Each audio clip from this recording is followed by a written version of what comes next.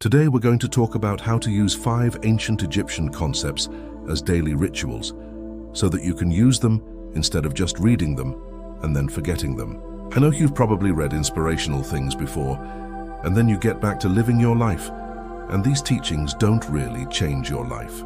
So let me share with you 5 ways to take the wisdom of Kemetic orthodoxy and actually integrate it into your everyday life. The first one is the 42 principles of Ma'at. If you look at the 42 principles of Ma'at as a checklist of things that you need to get right in order to go to heaven, then they just become a list that you will never live up to. However, if you look at these 42 principles of Ma'at as daily reset rituals that you can tap into whenever you feel off course, they become something that you can use every single day. Here's how. Each morning, pick one principle to focus on. My favorite one is, I have not dishonored my inner truth. But you can pick whatever speaks to you. Then let that principle guide your choices throughout the day. Especially when you're feeling foggy or low, maybe you're tired and you just want to stay in bed. You want to pull the covers over your head and not face the day, but that day's principle is, I have not wasted time. Okay, then don't battle yourself. Simply ask, what's one way I can honor my time today without pushing myself too hard? Perhaps you decide to read that book that has been sitting on your shelf for weeks, or you choose to write 3 sentences in that journal that you always wanted to write in. Maybe you decide to do one yoga pose. Anything that honors your time and moves you closer to integrity, that's what we're looking for. You see, by choosing one Ma'at principle to embody each day, you transform an ancient declaration into a living, breathing habit. And by letting that principle guide you, especially in moments of fogginess or low energy, you ensure that spiritual practice becomes real-life alignment. Another great principle to use is, I have not harmed others. So when you're making decisions all day long, think, how can I make sure I'm not harming others? Whether you're choosing food, whether you're dealing with family members, whether you're choosing a movie to watch, think, am I harming others? And that helps you become more conscious with your choices. The second way to apply the teachings of Kemet to your daily life is by creating a light heart ritual. Think of it as your own personal weighing ceremony. Here's how it goes. Once a day, or when you feel heavy, follow these 3 steps. Step 1. Place your hand over your heart and ask, what did I carry today that wasn't mine? What hurts that I can release? What fears, what doubts, what triggers, what projections, what expectations, what disappointments did I carry on to other people today? Take a moment to breathe in deeply and to acknowledge whatever comes up. Step 2. Breathe out slowly and say, I release it. I forgive myself. I make room for Ma'at, truth, balance, and peace. Allow the tension to leave your body with your breath. Step 3. Visualize your heart becoming lighter than a feather. Imagine all the burdens, worries, and pains you just breathed out floating away.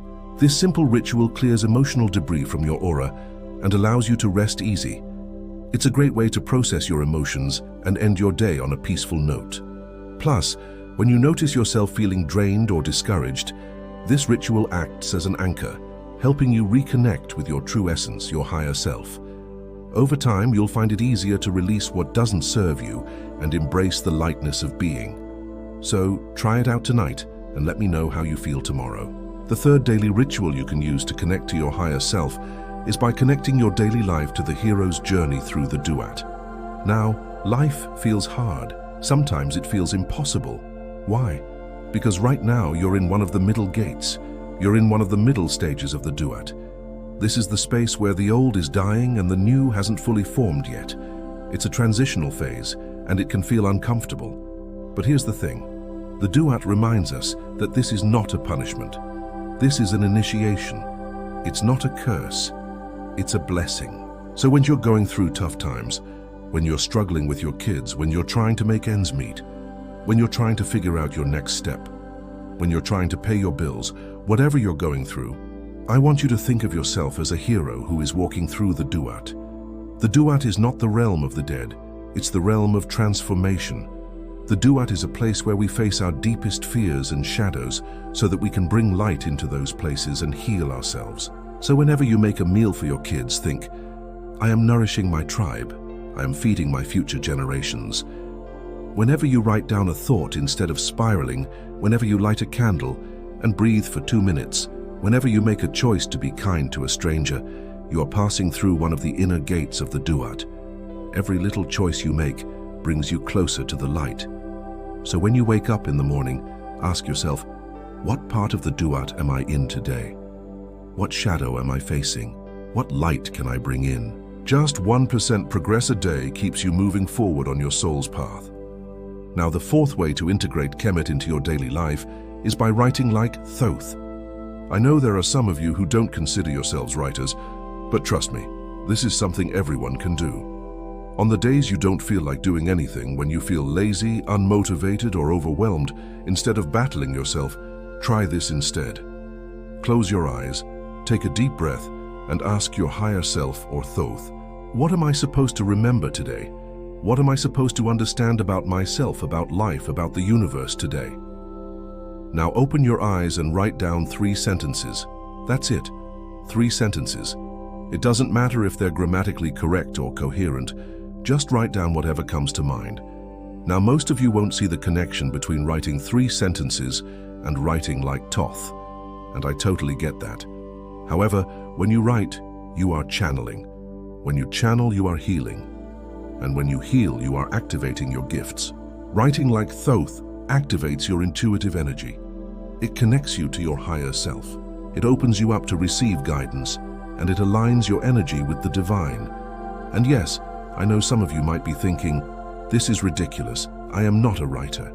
I'm not going to sit down and try to write. But guess what? It's not about being a writer. It's about connecting to your intuition. It's about opening yourself up to receive guidance, and it's about aligning your energy with the divine. And it's super simple. All you have to do is write down 3 sentences. That's it. Don't think about grammar. Don't think about spelling. Don't think about anything except for the fact that you are opening yourself up to receive guidance. And when you do this every single day, you'll start to notice a shift in your energy. You'll start to notice that you are more connected to your intuition. You are more aligned with your true self, and you are more open to receiving the guidance of the divine. And finally, the 5th way to apply the teachings of Kemetic orthodoxy to your daily life is to reframe your lack of drive. You see, our society is obsessed with productivity. We are constantly told to get more done, to be more efficient, to accomplish more. But what happens when you don't feel like doing anything? When you don't feel motivated? When you don't feel inspired? When you feel lazy, unproductive, or simply don't feel like doing anything? You start to feel bad about yourself. You start to feel like there's something wrong with you. You start to feel like you're not enough. But what if I told you that your lack of drive is not a flaw?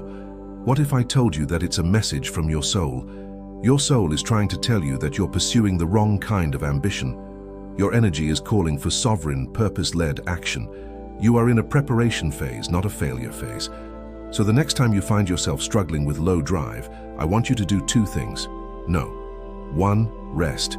Give yourself permission to be lazy, to be unproductive, to be still. Your soul needs time to recharge, so rest. Number 2, ask yourself, what am I being asked to prepare for?